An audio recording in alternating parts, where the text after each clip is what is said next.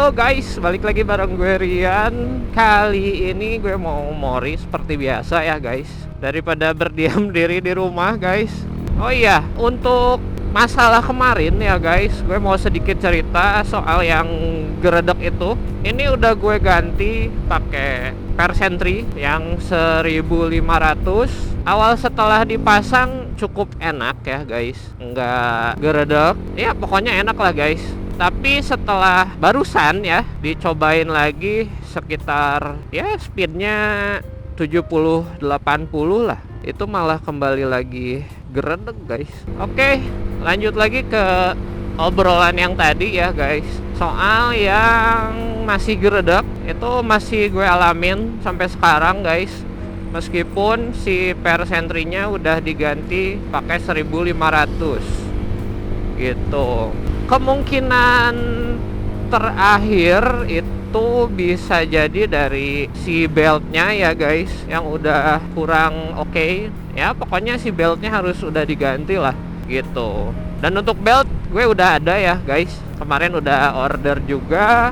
Nanti tinggal gue bikin video reviewnya, beltnya merek apa, terus gimana kualitasnya, pokoknya nanti gue bikin videonya. Oke, intinya settingan CVT kali ini masih kurang enak dan kurang cocok menurut gue ya gitu.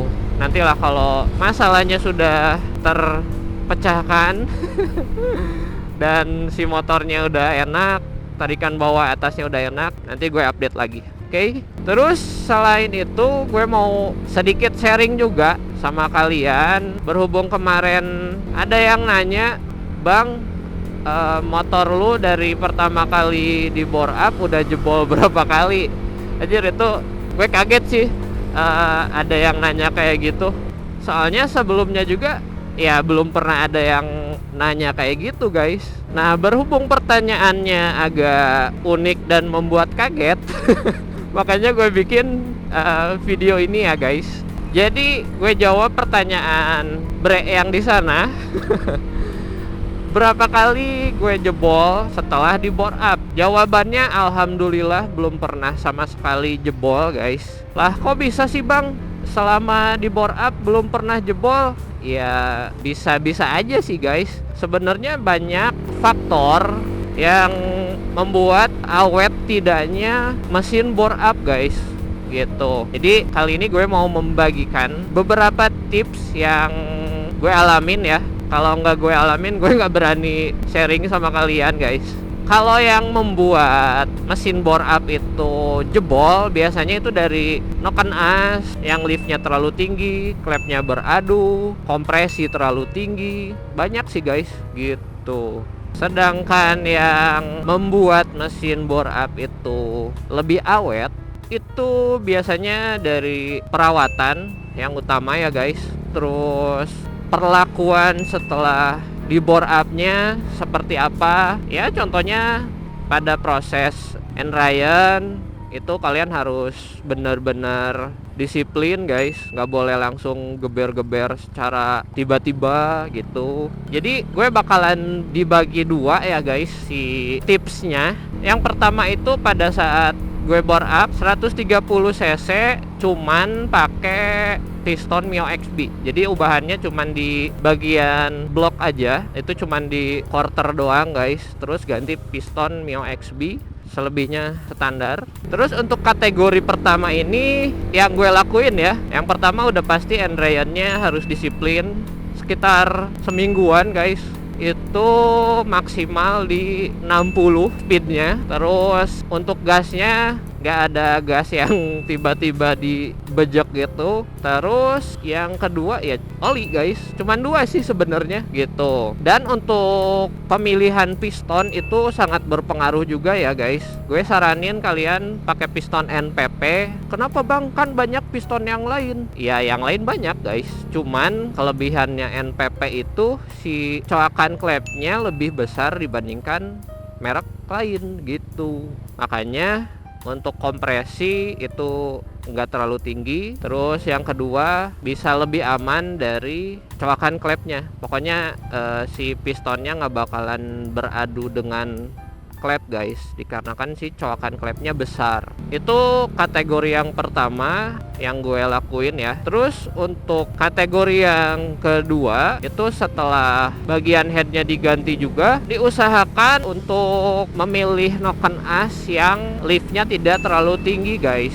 Liftnya tidak terlalu tinggi. Terus kalian harus cek juga overlapnya aman atau enggak, karena itu salah satu penyebab mesin jebol ya guys gitu. Dan alhamdulillah noken as yang gue pilih dan gue pakai sampai saat ini belum pernah ada masalah sedikit pun. Kalau misalkan ada yang nanya, bang punya lu berisik nggak? Ya pasti berisik guys, soalnya karakter noken as custom itu ya seperti itu. Beda sama yang sudah pabrikan besar, itu udah pakai mesin ya guys. Ya kurang lebih mirip lah guys. Kalau untuk perlakuan, oli dicek rutin beberapa bulan sekali. Terus apalagi ya, yaitu Enrayan dan oli. Pokoknya kalian harus benar-benar memperhatikan dari aspek manapun, yaitu noken as, liftnya, terus spare klep juga harus diganti, menyesuaikan biar tidak ada floating si klepnya. Itu bisa menyebabkan klep bertabrakan dengan piston juga kalau sampai floating guys. Makanya selama ini gue geber-geber pun ya alhamdulillah aman-aman aja guys. Intinya kalau untuk motor bore up harian itu harus benar-benar dipikirin lah guys. Ini itunya, bibit bebet bobotnya guys. Jangan asal ganti piston besar, lift tinggi, tenaga enak, tapi kan harus memikirkan keawetan juga guys. Seperti itu. Ya kira-kira seperti itulah guys, sedikit tips yang bisa gue bagikan, dan ini berdasarkan pengalaman pribadi. Jadi ya gue sharingnya apa adanya guys. Terus apalagi ya, kemarin tuh ada yang nanya apa lagi ya guys, gue lupa. Terus kemarin ada yang komen guys, Mio Smile mau digimanain pun tetap bakalan boros guys.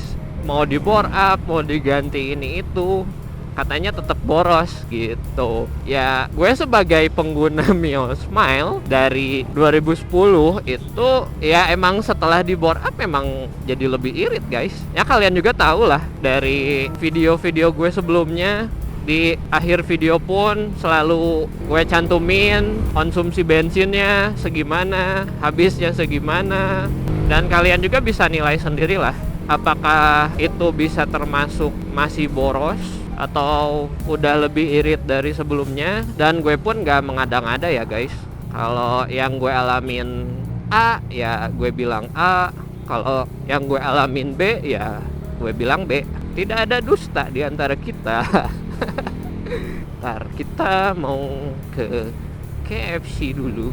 Oh iya, terus ada yang nanya juga guys, bang kalau Mio pakai piston 535 tapi silinernya masih standar, apakah aman buat harian? Ya gue dulu aman-aman aja guys. Dan untuk linernya pun sisa 1,25 mili. Itu termasuk ekstrim sih guys untuk ukuran harian ya. Tapi gue ya alhamdulillah aman guys.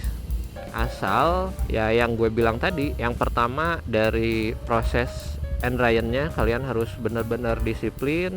Terus yang kedua itu dari oli, itu gila, sebulan sekali harus wajib ganti oli guys.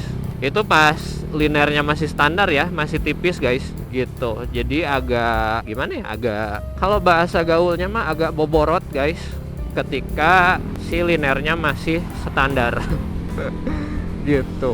Kalau untuk sekarang udah gue OB, jadi linernya lebih tebal. Ini sisa sekitar 3 mili lebih guys. Cukup tebal, mantap pokoknya. Jadi nggak terlalu khawatir soal oli. Tapi kalau dicek sih ya harus wajib guys. Sebenarnya sih motor boros itu bisa kerasa guys, dari suara dan dari tarikan juga udah pasti kerasa lah guys. Makanya gue suka feeling kalau misalkan tarikan motornya kurang enak atau agak berat lah ya, itu udah pasti boros guys. Kalau tarikannya lebih ringan, intinya nggak ngap lah guys, itu udah pasti bisa dibilang irit. Itu menurut gue ya. Wah, wah, wah, ramenya. Ntar kita muter dulu. Temen gue di mana ya?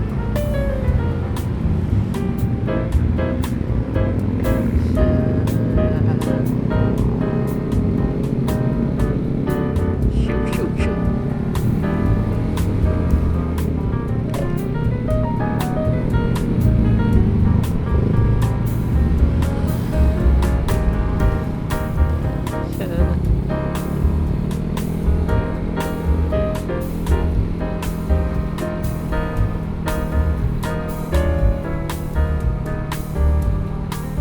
Cukup ramai.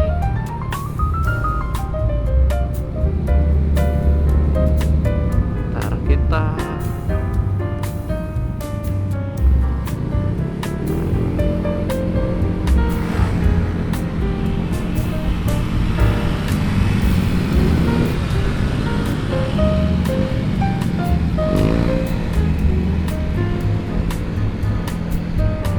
Dan untuk kalian yang nanyain, Bang, kapan naik spek? Ya mudah-mudahan, doain aja ya guys.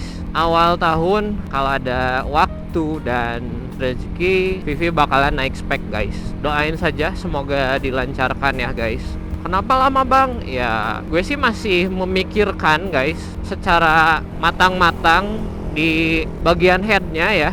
Kayaknya untuk awalan gue bakalan pakai klep standar yang dimaksimalkan ya sebelum ganti ke klep 2428 gitu. Dan gue juga sih penasaran, pengen merasakan perbedaannya seperti apa guys dari klep standar ke klep yang lebih besar gitu. Kalau untuk blok seher dan head itu udah ada, jadi tinggal beli liner, piston, terus apalagi ya, cor lagi si lubang businya karena udah dol. Terus paling perintilan-perintilan yang lain kayak seal clamp, terus packing, seperti itu guys.